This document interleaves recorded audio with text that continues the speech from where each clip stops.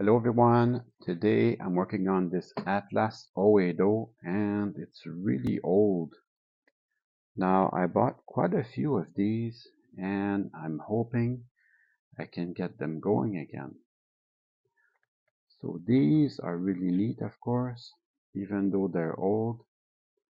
I just happen to like the way they look and the level of detail.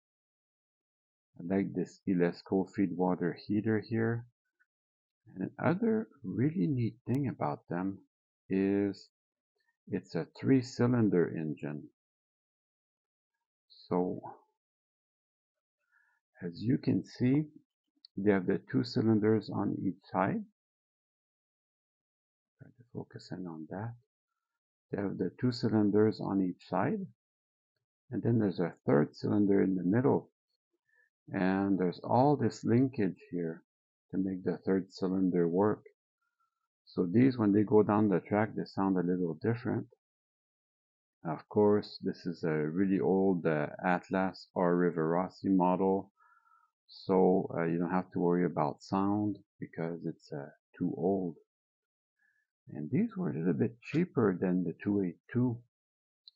So I've got 4 of them to work on. I tested them out before. This one sorta kinda runs. So I'm hoping, I'm gonna see what's the maximum amount of OEDOs I can get to run out of the whole bunch. So this one happens to kinda run, needs a good cleaning and lubrication. This one here, very sad to say that it's a crumbler. And what that means is the frame, move the motor out of the way, the frame has started to decay. I think these are Zamac. The frame started to decay and just crumble away. And when that happens, sadly, there's not a whole bunch you can do. The frame goes crooked just a little bit and then the wheels won't turn no matter what you do. But you can still use this for parts if you need a pilot beam, if you need any side rods, or the wheels are still very good.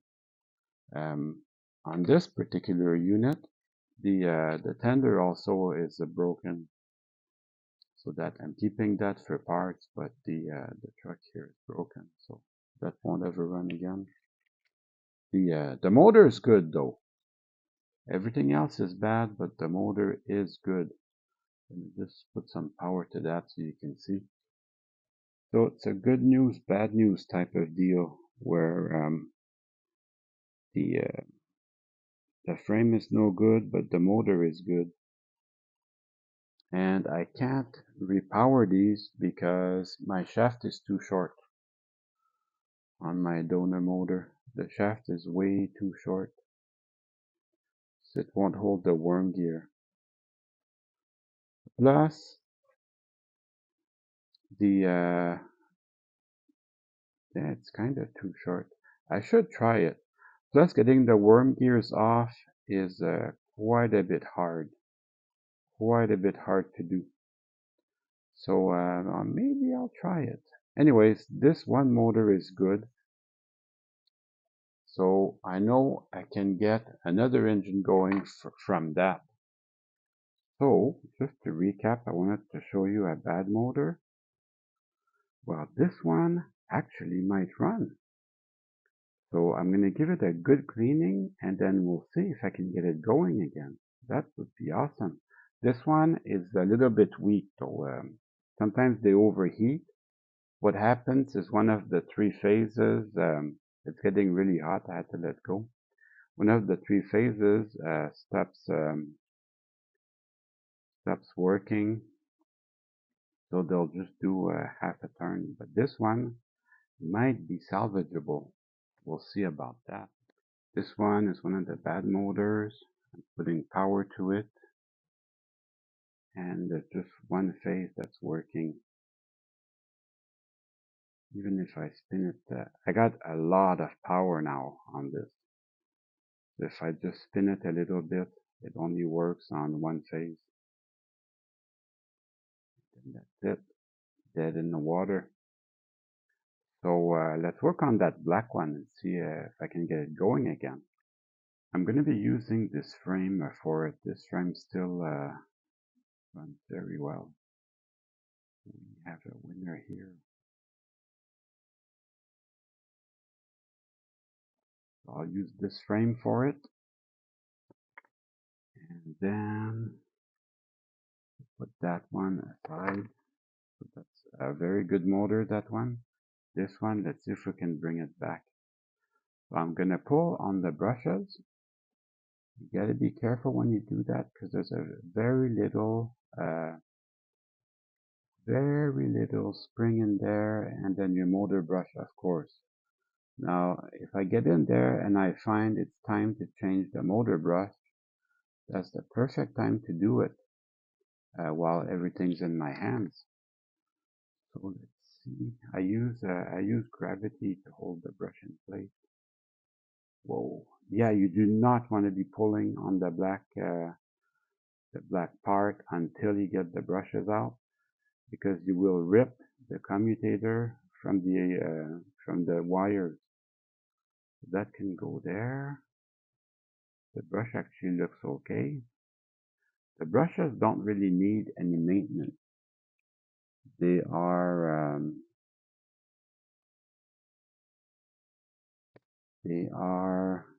self-cleaning really.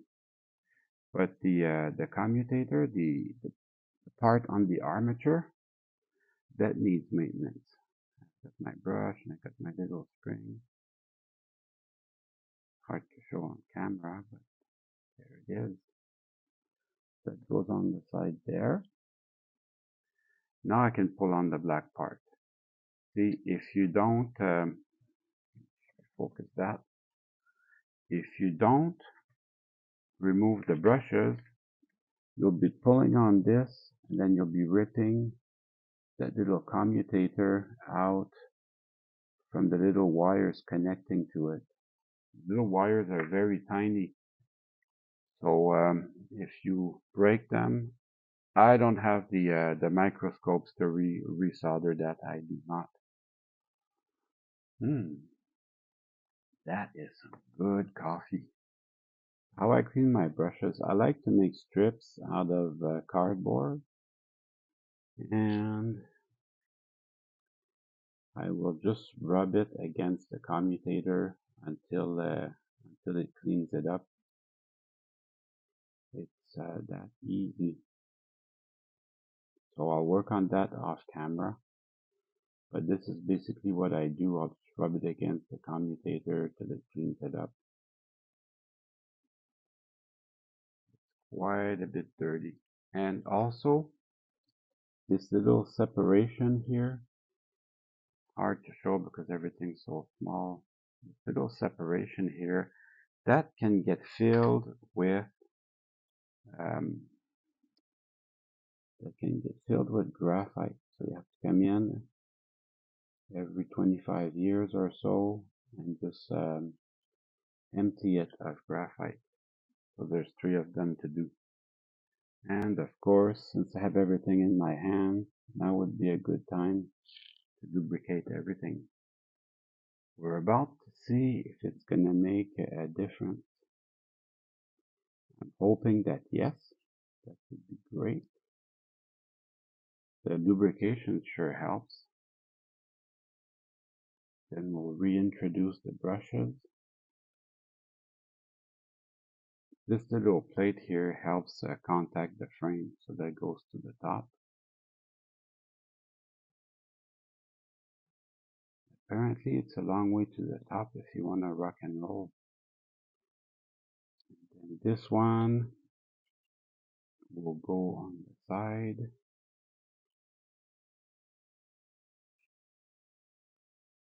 That picks up electricity from the tender.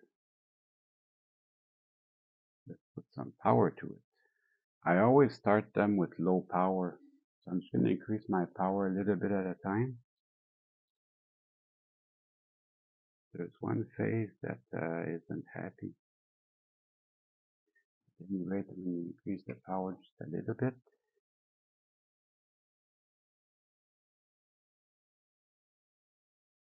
Still not too happy.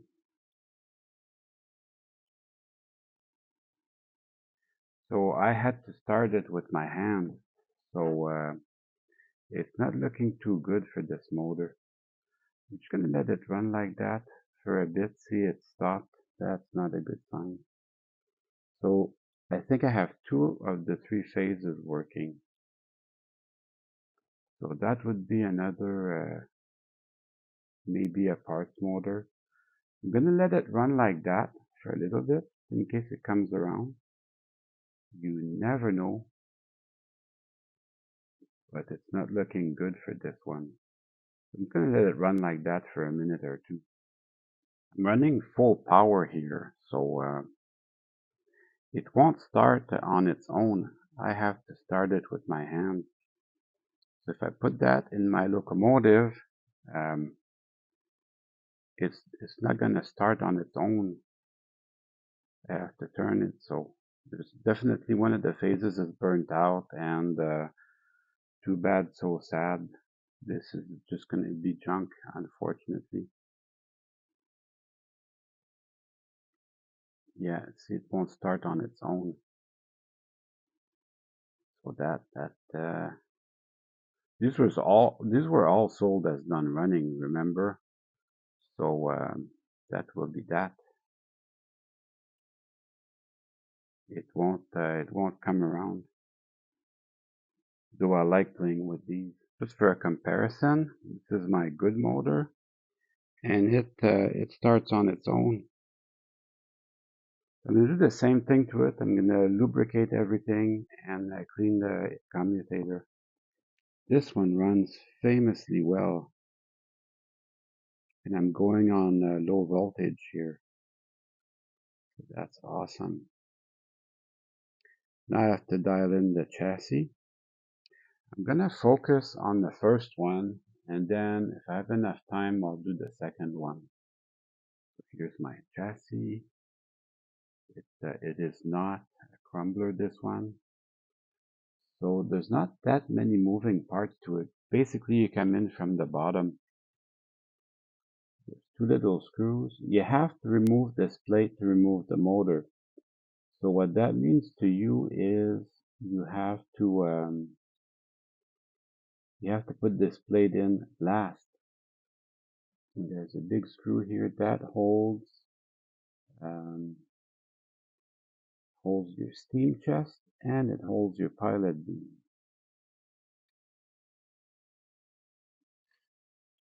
And we'll remove the wheels, we'll remove everything just so you can see what makes it tick.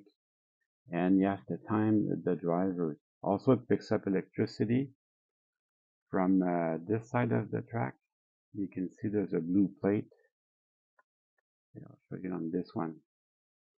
There's a blue plate on that side, and there's no plate on this side. Essentially, the drivers are see-through. See, on this side, they are not see-through, but on this side, they are see-through. So, it was like that before. If you put it like this, you create a short circuit. So keep that in mind as you clean the engine and put everything back together. And I think I'm going to remove this is called the excenter crank. We're going to remove that. It's a tiny little screw. You do not want to lose that. Do it off camera. It is stuck in there. It's stuck in there good. So I won't be able to remove that. At any rate, I can remove the other drivers. Now, as I put it back together, it's going to make, not being able to remove the excenter crank is going to make it tougher. But it's still possible to do it. This has a little hook for the main rod. That's your number 1 driver. Number 2 driver has nothing. Number 4 driver has nothing. And then the number 3 driver is your main driver. So that's got everything. See, these, I can't remove these also. gonna make it tough to put it back together, but I can do it. Done it before. Let's see if by any chance I can remove this pilot beam.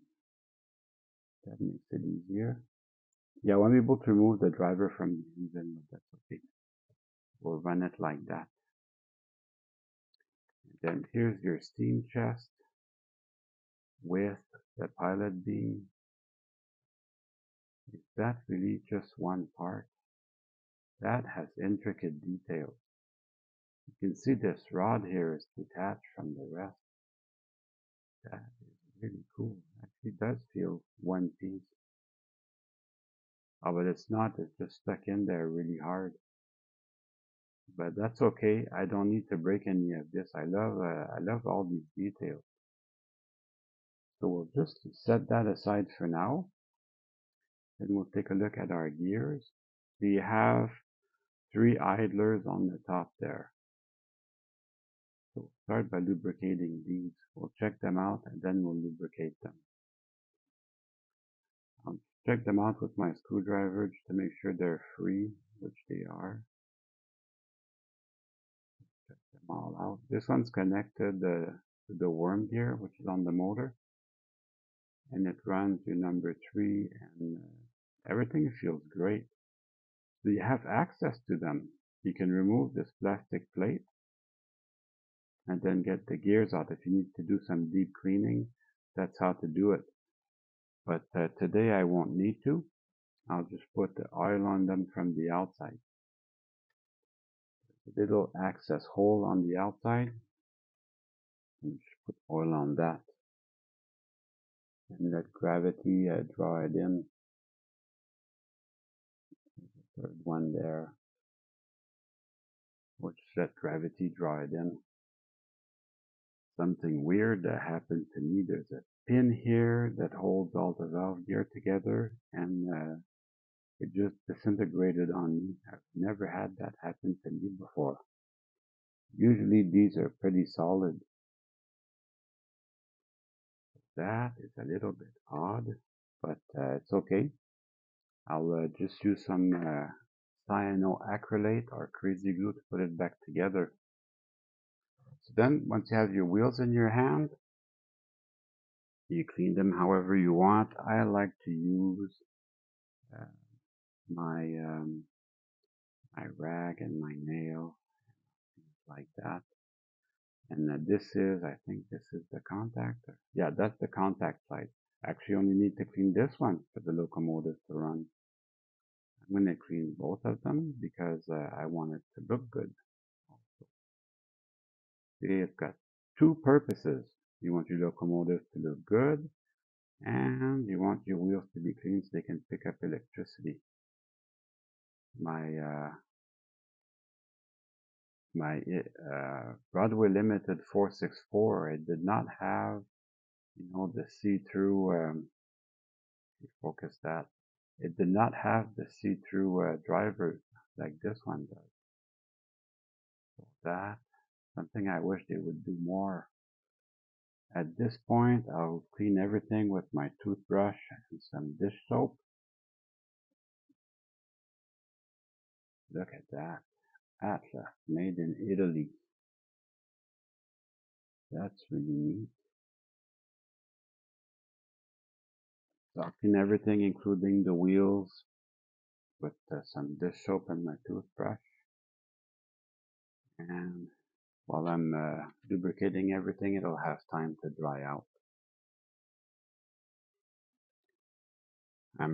I feel I'm ready to put everything back together now. So if this should ever happen to you, don't panic. I'm gonna crazy glue it back together. So there's 2 little slits here and a little hole here. So just put that back exactly the way it was. Now I'm not gonna put the motor in just now because I want to be able to move the wheels. With the motor in, the wheels won't move. So you have to be careful about that. So I'll line up these as best as I can. And then once I got them lined up, I will bring the what's left of the pin. I'll bring back what's left of the pin, and then I'll glue that together. I'll put the glue off camera, but that's all you gotta do. Just bring this in, and I'll glue it back together. Now remember, the drivers have to be timed together. At any rate, the main driver, the number 3 driver, is very easy to roll, so we'll place it in a way that I can time the other drivers together. So this is the number 1 driver. We'll just set it aside. The number 4 and the number 2 are about the same. So this should just slide in here, and then make sure that they're timed properly together. And this has to be very precise. You don't have too much leeway into this. It has to be perfect. Then we'll put the number 3. Oh, don't forget, there's a side that's bluish and there's a side that's see-through. Hope I can show this. There's a blue side and there's a see-through side. This is the see-through side, so the see-through side goes here, the blue side goes there. If you mess it up, you will have a short circuit. Ask me how I know.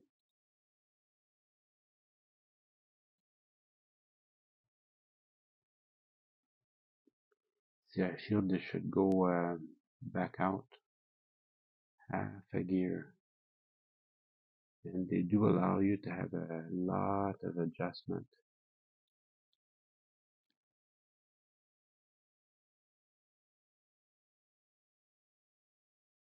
Yeah, that one's pretty good.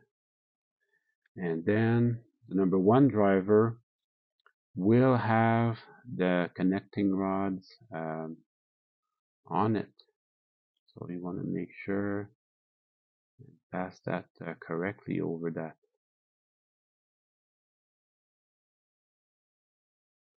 So you want that to line up perfectly.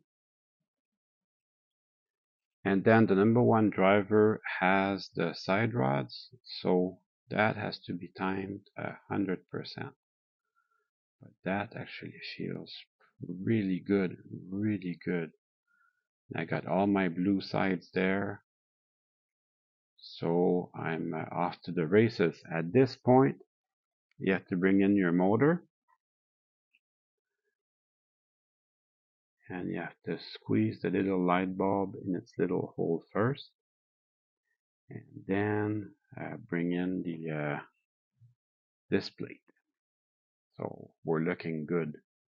So just slide in your little light bulb all the way to the back as far as you can get it.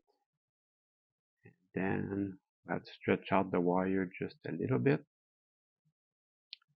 So you can let it stretch out. That is okay.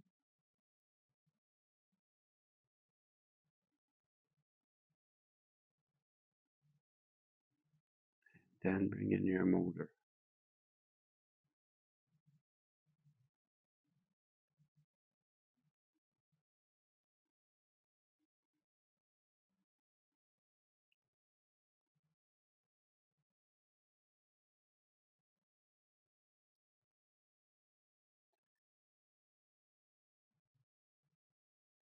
Hold your wheels in so they don't go away. You can't move this anymore. That's okay. We're gonna bring in the 2 little screws here, and then that plate. You have to bring in the 2 little screws first because the plate gets in the way. Once everything's right, check again if the line is a multiple line. So I'm going to redo it now before I put in the plate. Actually, before you bring in the plate, you have to bring back the plate.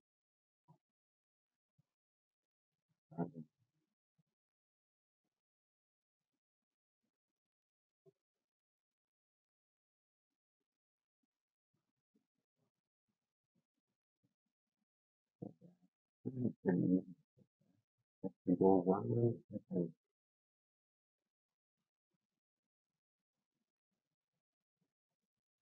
So first I get this side's piston rod in, and then I'll do the same thing to the other side.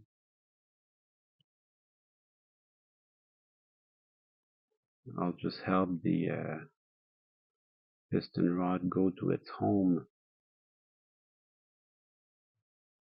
where it's been for the last few years. There, that lined up pretty good. Excellent. Now I can bring back that plate with its little screws.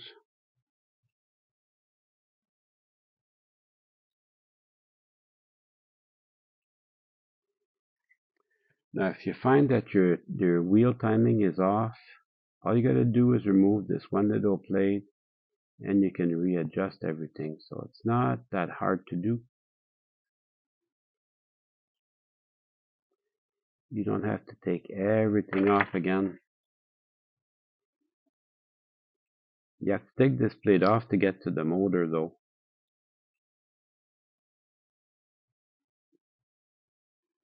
But it's nice, this engine. I like the way it looks. It's a good looking engine.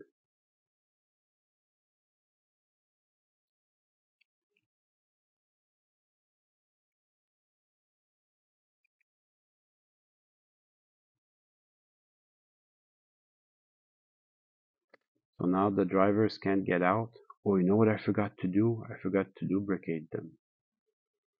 Just like I said a minute ago, if you find that they're out of alignment, all you gotta do is remove this plate, which is not that hard to do. So I will do it. The only maybe problem is your drivers can fall out again, and then you've got to restart the timing process, which is hard, but at the same time, it's N scale. So if you want to get into N scale engines, that's the way that goes. Okay, we'll lubricate this. There's just bearings on each side. This is not the highest technology. They just ride in the frame, and that should be what they get. So each driver gets 2 drops. And then bring the little plate back. That wasn't that hard now, was it? Super easy, barely an inconvenience.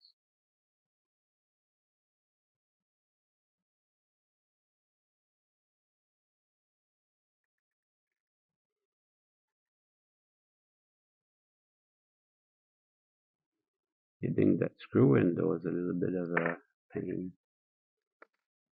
And for N scale, these screws are big.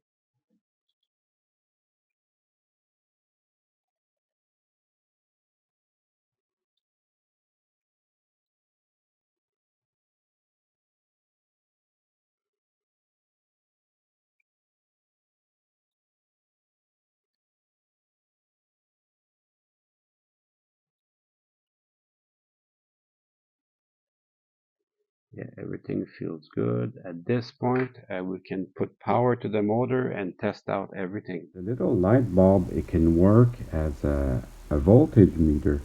You can tell what the voltage is by how bright the little light is. That's the first step on my power pack, and then the second step, and then the third step.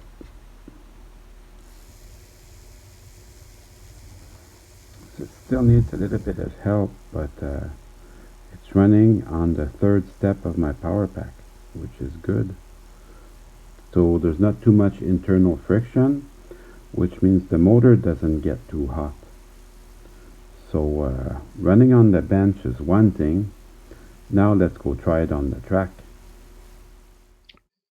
In my excitement, I almost forgot. I am working on a way to get the worm gear off. Northwest Short Line makes a tool for this, for HO scale. For N scale, that tool is just a little bit too big.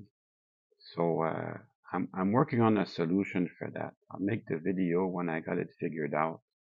But getting the worm gear is very tough. I have a lot of pry bars and saws and you name it, I have it. And if you damage the worm gear, getting it off the shaft is no good.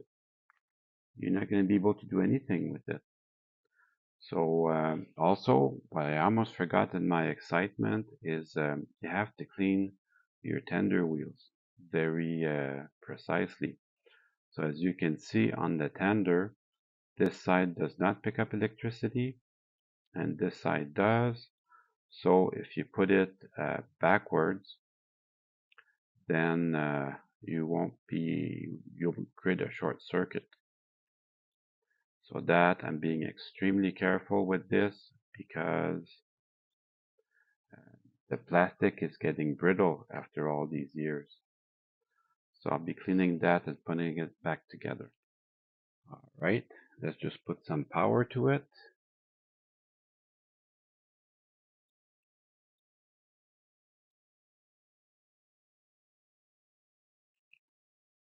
So I'm going to let it shake itself down like that for a little bit, and then we'll see. As I do the shakedown run, I'm keeping tabs on how hot the motor gets. If it gets too hot, I'll shut it down, let it cool down, and start over again. So far, so good.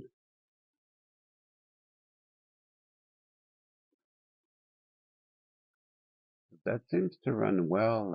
I'm gonna put the shell back on. And even run them kind of slow.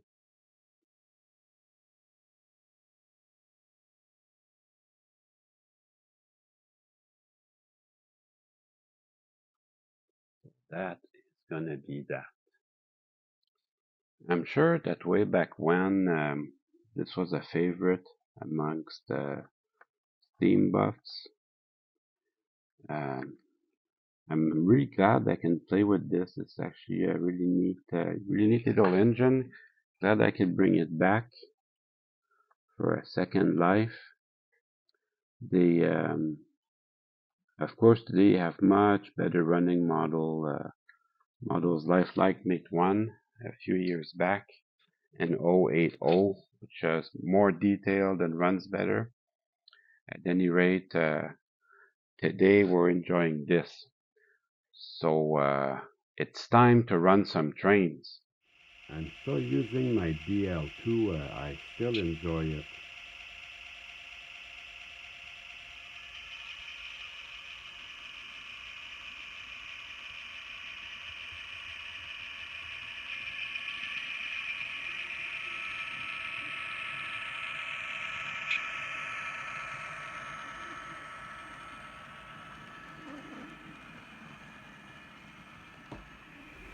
Well, I hope you enjoyed the video.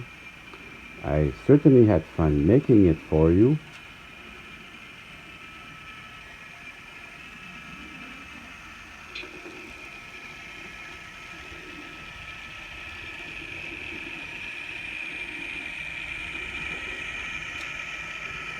See you soon.